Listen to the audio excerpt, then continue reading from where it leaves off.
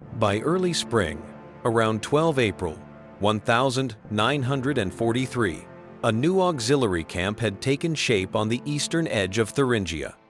It was smaller and newer than others, yet belonged to the same expanding system that had grown under the pressures of the ongoing war. Officially, this site was intended for the distribution of labor groups, from which prisoners were sent to warehouses, rail junctions, or construction repair teams. Despite its logistical purpose, the camp operated under a strict regime that enforced continuous oversight and rigid control. Inside its perimeter, an atmosphere of tension and inevitability prevailed, felt by everyone who crossed its barracks and work yards. Among the personnel were several young women assigned to guard and administrative roles in previous years. They had been told that their duty was essential for maintaining order. Their posts varied. Some worked around supply areas, some handled documents, others patrolled inner boundaries. Many of them had never served in such environments before, but were drawn into this service by compulsory mobilization or the limited employment options available during wartime. Outwardly, they followed regulations, yet behind the formal instructions often lay unspoken doubts and attempts to assess what was happening through a human lens. One of the recently assigned guards was Anna Keller, formerly a postal clerk in a small German town. She had been transferred to the camp at the start of the year, informed that it would be a temporary posting. Anna's calm temperament helped her navigate the established discipline, while the strictness of orders seemed to her an unavoidable element of a system she did not feel capable of influencing. But within weeks, she confronted the reality of camp life, where each prisoner's fate was shaped by bureaucratic directives, labor quotas, and decisions made far above her position. Her daily route led past storage buildings and administrative barracks, where she recorded incoming supplies and supervised prisoner groups assigned to maintenance tasks. In these duties, Anna observed the people passing before her, exhausted individuals, performing heavy labor with silent obedience. She wrote figures into the register but found herself studying faces longer than instructions allowed. This was not open defiance, merely an attention that hinted at an internal struggle. Other guards, such as Marta Engel and Lisa Hagen, also carried out their duties with outward neutrality. Regulations demanded emotional distance from prisoners, yet constant observation inevitably formed impressions they could not ignore. Signs of physical depletion, the quiet discipline of worn-down workers, the fatigue visible in every movement, all of it accumulated in their thoughts, even if no one dared voice such reflections. By mid-April 1943, restrictions intensified. The administration feared information leaks, personnel desertion, or any attempt to aid prisoners. Instructions stated clearly that even minor acts of compassion by guards could be treated as violations. Any unauthorized deviation risked harsh punishment, including direct accusations of undermining discipline. Staff were repeatedly reminded of the deadly seriousness of the consequences. Yet under this pressure, the weight on personal conscience only grew heavier.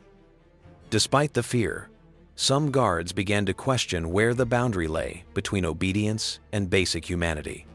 These quiet doubts, never spoken aloud, gradually created a subtle sense of shared understanding among a few women.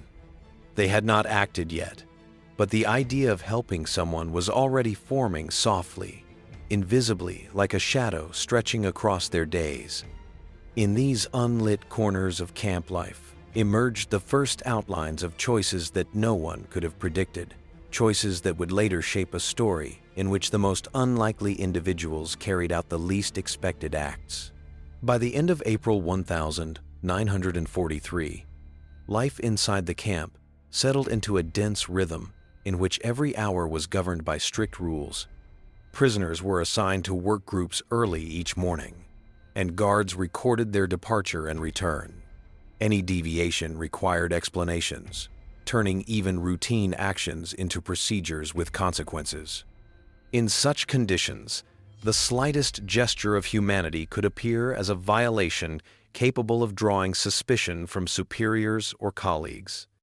Anna Keller having completed her training earlier that year, now moved confidently through the administrative processes. Her post was near the supply warehouse where prisoners collected tools, clothing, or worn-out equipment each day. Officially, her task was to verify quantities, but it was here she most often saw those barely standing after long shifts. She documented everything carefully, yet her attention lingered on the prisoners longer than regulations permitted. It was not overt disobedience, only a restrained awareness of human suffering. Other guards shared similar silent observations. Marta Engel, older and more experienced, maintained a distant demeanor. But she understood that much in the camp depended on arbitrary decisions. She never voiced doubts to others, yet privately questioned how far a person could be pushed when confronted with a reality that contradicted natural moral instincts. Lisa Hagen, the youngest, struggled more visibly with internal tension. Assigned immediately after her short training, she had not yet adapted to the harsh environment. She noticed the worsening condition of several prisoners in different sectors, details she kept to herself because discussing them openly was too risky. During a patrol, she once saw a prisoner stumble on the steps of a barrack. She did not help him. It would have been too conspicuous, but the moment left a lasting impression. The first attempts at hidden help did not arise at once. They were unplanned, unorganized, and almost accidental. Everything began with tiny gestures that blended into daily operations. One day, Anna left a still usable discarded jacket on the lowest shelf, knowing a prisoner might receive it during the next distribution without raising suspicion. She gave nothing directly, but created an opportunity. Marta, observing food rations, once noted a surplus portion. She quietly redirected it to a group of visibly weakened workers, adjusting the paperwork so numbers remained correct. It was a small act, invisible within the system, yet meaningful for those who needed extra strength to endure another day. Lisa, though fearful, sometimes delayed her inspections a little longer, pretending to review records while giving prisoners brief moments of rest. Such pauses were hardly noticeable to other guards, but carried great significance for those exhausted by constant labor. None of these actions attracted the attention of camp leadership. They blended into the background of routine operations, unnoticed and unrecorded. But through these small, cautious steps, the women unknowingly crossed an invisible boundary. Their choices were no longer passive reactions. They became deliberate acts, guided by conscience. And though they did not yet realize it, this was the quiet beginning of a story that would unfold far beyond what anyone expected. By May 1943, tension inside the camp had grown noticeably. After several incidents in other facilities, the central administration intensified oversight across the entire system, and this small distribution camp was no exception. Inspections became more frequent, reports more detailed, and even minor deviations were treated as potential threats to discipline. Staff were reminded that wartime demanded absolute compliance. Under such conditions, continuing even the smallest acts of humanity became increasingly difficult. Yet precisely during this period, the quiet readiness for risk among a few guards began turning into a conscious choice. Anna Keller no longer held illusions about the nature of her assignment. If during the early weeks she had hoped the post would be a temporary hardship to endure mechanically, now she understood its deeper moral weight. She saw exhausted prisoners deteriorating day by day, and the mechanical routines of her duty confronted her with an unavoidable truth. Neutrality within such a system was impossible. Every action and every inaction contributed to the machinery that controlled the prisoner's survival. Her awareness sharpened when a new group of workers arrived. They were visibly more weakened than previous arrivals, and it was clear that many of them would struggle to endure even a few days of hard labor. While documenting their assignments, Anna watched their rapid decline. The numbers in her ledger reflected more than inventory. They became evidence of human exhaustion she could not ignore. Marta Engel, with her greater experience, understood that spring often brought heavier workloads and worsening conditions. Commanders demanded productivity regardless of prisoners' physical limits. Marta also knew that each guard possessed a narrow margin for independent decisions, small administrative choices that could subtly influence work assignments without attracting notice. She used this space with precision. Through minor adjustments in duty rosters, she directed the weakest prisoners to slightly less demanding tasks. These modifications appeared technical on paper, but spared some individuals from the harshest strain. Lisa Hagen continued observing details others overlooked. Her youth made her cautious, yet she noticed signs of pain, instability, and fatigue more quickly than most. She never intervened directly, but mentally cataloged what she saw, enabling Anna and Marta to make informed adjustments. She also quietly alerted them when officers planned inspections, allowing them to conceal their most vulnerable actions. This indirect support became essential, providing a protective layer around their hidden efforts. Meanwhile, rumors circulated about stricter control measures planned for the region after cases of staff assisting prisoners were uncovered elsewhere. No one knew specifics, but the rumor alone was enough to heighten vigilance. The sense of danger increased, yet it also reinforced the women's resolve. They understood that turning back now would mean accepting the system fully. Continuing, even cautiously, meant acknowledging their responsibility toward those whose survival depended on such small interventions. Their actions remained uncoordinated, 3 individuals acting independently, yet intuitively aligned. They never formed a plan, never shared explicit intentions. Their unity existed only in the silent understanding that the reality around them demanded quiet resistance, not through rebellion, but through small, compassionate acts woven into daily duty. Each day, these actions grew slightly more deliberate. A warmer garment placed where it might be found, a gentler task assignment disguised as routine, a brief pause during inspection allowing someone to catch their breath. These seemingly insignificant gestures formed a thin but resilient thread of conscience. No one in authority noticed it. No official document recorded it. Yet this unseen thread had already begun shaping the story that would one day reveal how unexpected acts of mercy can take root even in the most controlled and unforgiving environments. By mid-May 1943, the camp's internal structure began to shift once again. New directives from higher authorities enforced stricter disciplinary measures, immediately affecting the daily routine. Inspection rounds became more frequent, and reports now required not only accuracy but detailed explanations. The atmosphere of heightened scrutiny was crafted deliberately, ensuring every guard felt watched at all times. Under such pressure, even the smallest covert act of compassion became significantly more dangerous. Anna Keller, responsible for maintaining warehouse records, noticed that even minor supplies items once considered insignificant were now inspected closely. Sanitary cloths, worn jackets, work gloves, and basic tools were subject to double verification. This meant that the discrete methods she had relied on earlier were no longer feasible. It became clear that leadership suspected someone might be bending rules, even if they lacked concrete proof. Despite this, Anna searched for new ways to navigate the restrictions.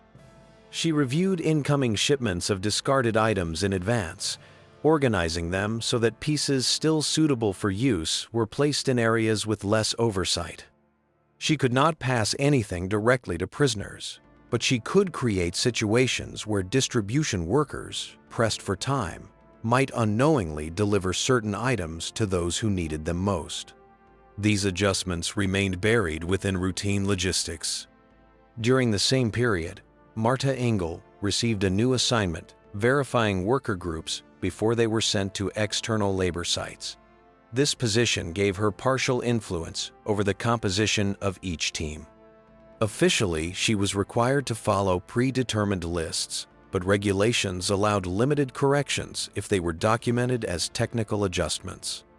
Marta used this opening to shift the weakest prisoners into less demanding tasks, while placing stronger individuals in the more grueling groups. Such decisions appeared administrative on paper, blending naturally with the daily records. Meanwhile, Lisa Hagen continued to serve as the observant link between what she saw and what her colleagues could quietly act upon. Her duties involved inspecting living quarters and ensuring order across the internal barracks. A simple mechanical task, but nighttime and early morning rounds revealed much more than official protocols acknowledged. Lisa noticed trembling hands, unsteady steps, and silent attempts by exhausted prisoners to recover even a moment of strength. She never intervened directly, but her watchfulness became a compass for Anna and Marta. When Lisa sensed an upcoming inspection or noticed troubling conditions, she signaled them subtly through small remarks or timed pauses that did not disrupt procedure. At the same time, leadership escalated oversight. Officers began conducting selective interviews, questioning guards about their roles and responsibilities. Anna was asked about inventory accuracy, Marta about work assignments, and Lisa about barrack discipline. Though none of them raised suspicion, it was clear these interrogations were intended as warnings. The system was tightening, alerting staff that no deviation, however small, would be tolerated. Yet the growing pressure did not weaken their resolve. If anything, it clarified the stakes. Their efforts were no longer impulsive reactions, but intentional choices grounded in conscience. Each minor adjustment, each carefully disguised act, carried the quiet weight of moral resistance. They knew the risk. They understood the consequences, and still they continued. By early June 1943, the camp had settled into an atmosphere where even nighttime offered no sense of reprieve. New orders required 24-hour oversight, and part of the staff was reassigned to night shifts to prevent any unauthorized actions. Darkness did not bring freedom. It merely created a different rhythm, one where shadows provided discreet shelter for cautious decisions. Anna Keller began her first night shift in the opening days of the month. Her duty was to check inventory after daily work and prepare warehouse records for the morning distribution. At night, the camp appeared transformed.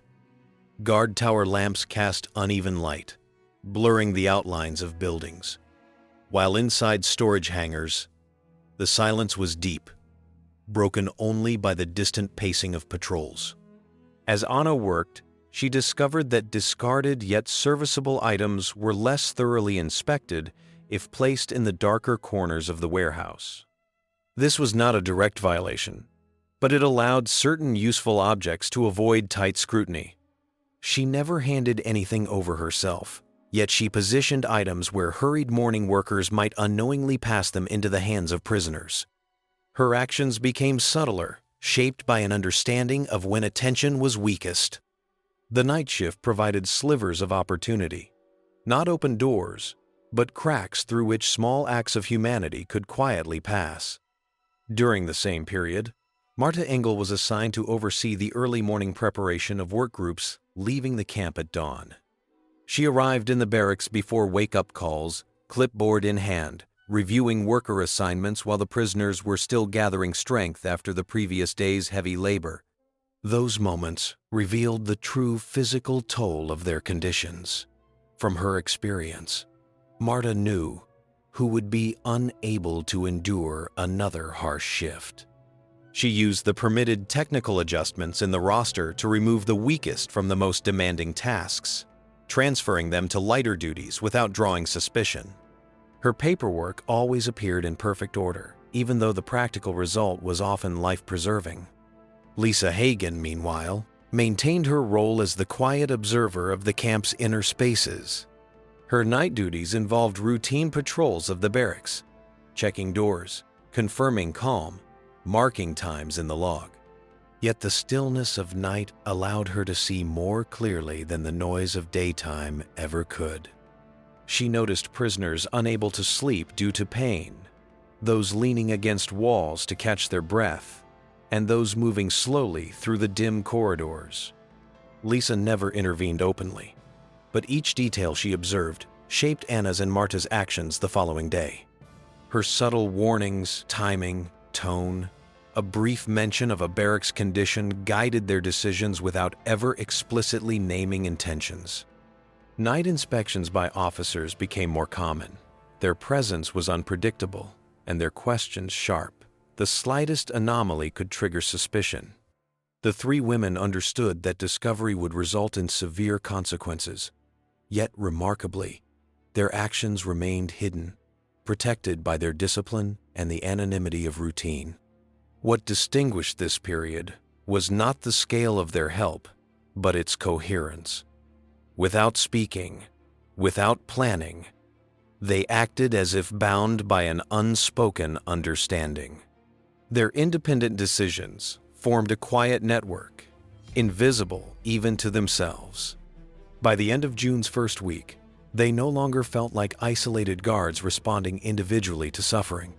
Their efforts, though fragmented, aligned into a steady current beneath the camp's rigid surface. A current that flowed through shadows, moved in silence, and carried within it the fragile persistence of humanity. By mid-June 1943, the camp once again came under heightened attention from higher authorities.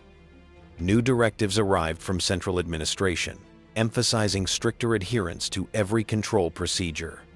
The document stated that some facilities had shown insufficient discipline among personnel, a phrase that functioned as both accusation and warning.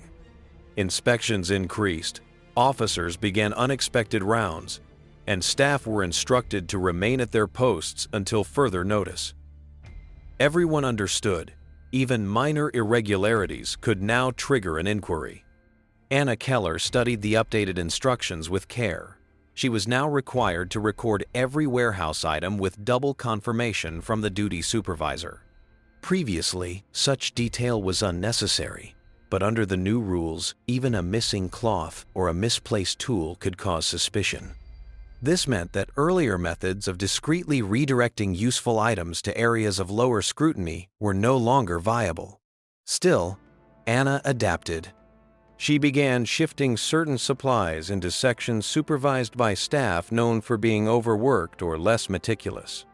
These redistributions were standard logistical actions on paper, yet in practice, they increased the likelihood that prisoners working in those areas might receive items essential for their well-being. Marta Engel felt the tightening pressure even more directly. Her responsibility for workgroup lists now required written justification for every adjustment, no matter how minor. Officers reviewed each document with unusual rigor. The margin for subtle intervention narrowed, but Marta found another approach.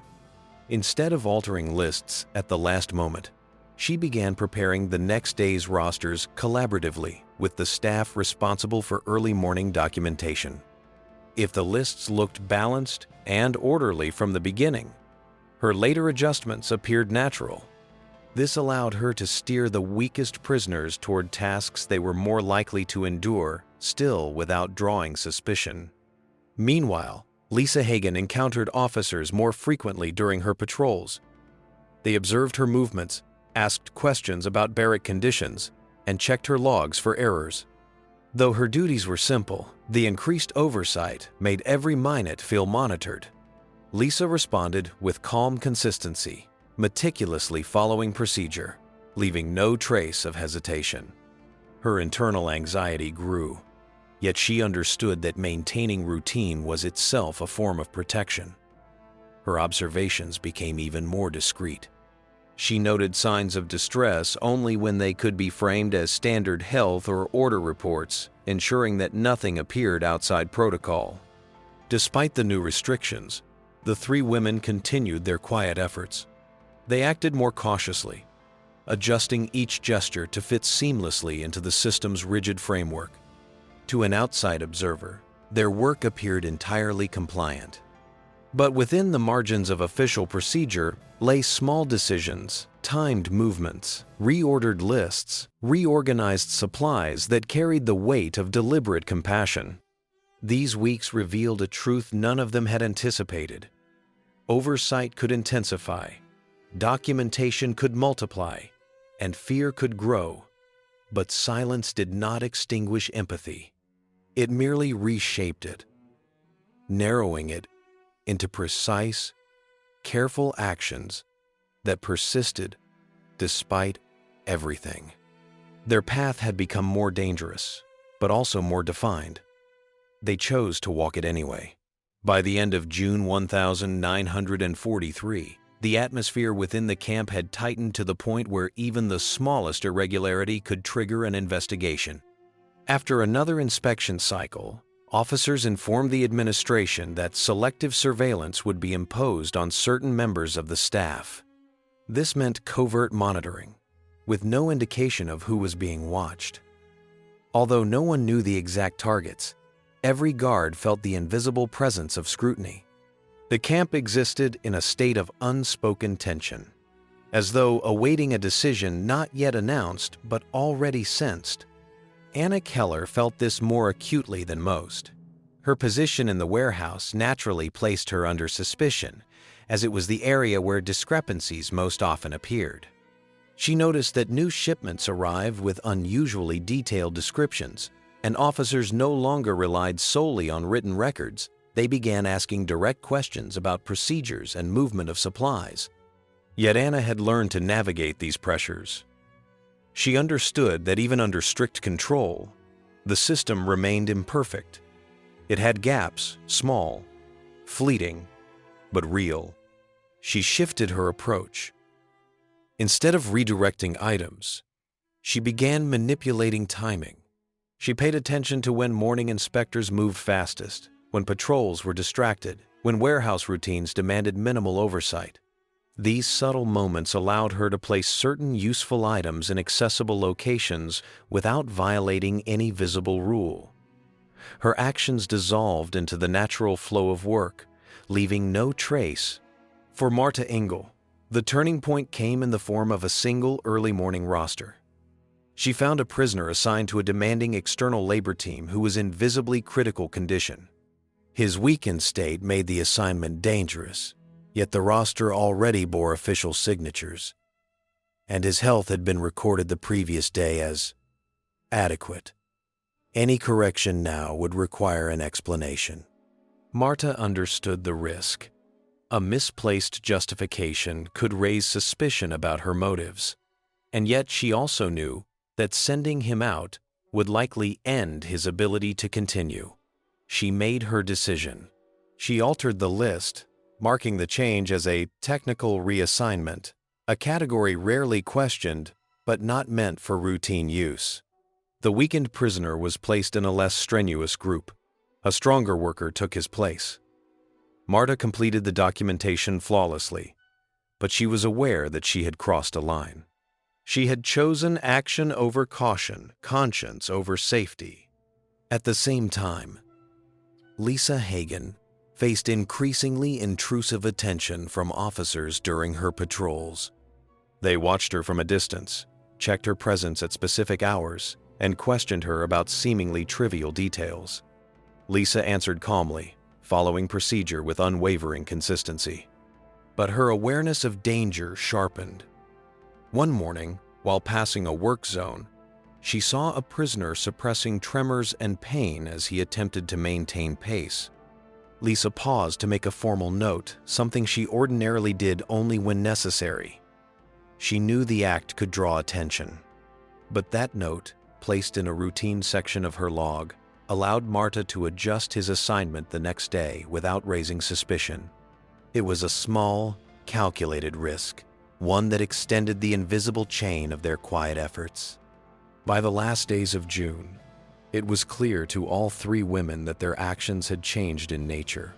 What had begun as instinctive, isolated gestures had evolved into a consistent pattern of subtle intervention. There were no plans, no discussions, no agreements, yet their decisions fit together with an unspoken logic, as though guided by the same moral current. They were no longer just guards performing their duty. They had become individual participants in a concealed effort to preserve human lives where survival was least expected. They understood something else as well. They could no longer return to the passive role the system demanded. The boundary had been crossed quietly, but irreversibly. There was no way back. July 1943 began with an unusual tension that filled the camp long before anyone understood its cause. From the early morning hours, officers moved briskly across the grounds, speaking in low tones, while staff were ordered to remain at their posts and await further instructions. The atmosphere felt charged, as though something significant was being set in motion. Prisoners sensed the shift as well. The usual subdued movement in the barracks was replaced by silence, alert and heavy. By mid-morning, the reason became clear. Central Administration had initiated a large-scale inspection of all subordinate camps in the region. Records were being checked, logs compared, personnel questioned. Every irregularity, however minor, was treated as a potential sign of misconduct. It was the most thorough evaluation Anna, Marta, and Lisa had encountered during their time in the camp. Anna Keller prepared more carefully than anyone. She knew the warehouse records were particularly vulnerable to scrutiny due to their complexity and occasional discrepancies. She spent most of the night verifying every entry, ensuring that each item could be accounted for. When dawn came, she felt a cautious confidence. Her discreet acts of compassion had been woven so carefully into the normal flow of logistics that they left no unmistakable mark. When officers arrived with questions, Anna answered steadily, neither defensive nor overly precise. Her calm, methodical demeanor erased doubts before they could form. Ironically, the very discipline she had relied on for survival became her shield. Marta Engel faced similar pressure. Inspectors dissected her work schedules, cross-checking daily shifts and comparing her decisions against regulations. They asked why certain prisoners had been reassigned, why specific groups had been modified. Marta responded with structured explanations, drawing directly from official terminology. Her logs reflected order, efficiency, and technical necessity, no hint of the small interventions she had made. Her years of careful consistency paid off. What could have been questioned appeared entirely procedural. For Lisa Hagen, the process was less about paperwork and more about her conduct. Officers reviewed her patrol logs, checked timestamps, and observed her movements. Her duties were straightforward, and her notes revealed nothing unusual. Lisa responded politely, without hesitations or unnecessary details. Her emotional restraint, sharpened by weeks of fear, gave her an appearance of discipline that the inspectors readily accepted. The inspection ended as abruptly as it had begun. After several tense hours, the administration concluded that the camp operated in accordance with all required standards. No significant violations were found. To the staff loyal to the system, it was merely a routine confirmation. To the three women who had quietly navigated its boundaries, it was an unspoken affirmation that their efforts remained invisible and intact. With the arrival of July's calmer days, the camp returned to its usual rhythm. But something had changed in the minds of Anna, Marta, and Lisa. They now understood that their careful actions, though small and hidden, had created a fragile line of resistance within a system designed to suppress every human impulse toward compassion. Their choices did not alter the course of war, nor challenge the structure governing the camp.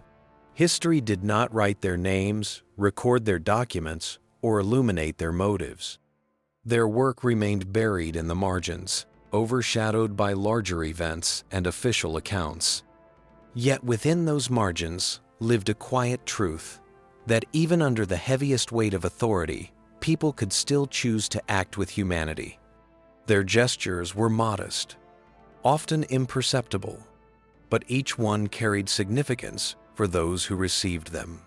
These silent decisions, made in secrecy and carried out with care, left a faint but enduring trace, one that survived not in archives, but in the lives briefly eased by their courage.